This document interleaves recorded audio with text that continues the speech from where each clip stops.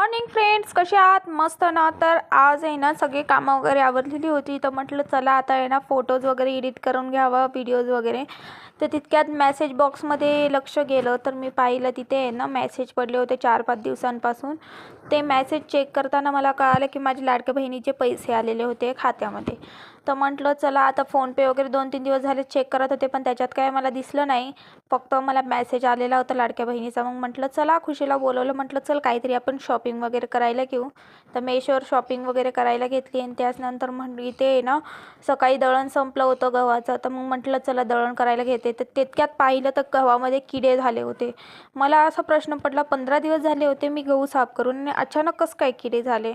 तर तुम्ही मला काही टिप्स देशाल का? असं देऊ शकाल का की म्हणून किडे कसे जातील, असे घरगुती उपाय वगैरे? आता मी खूप ट्राय केलं पण माझ्याकडून काही झालं नाही.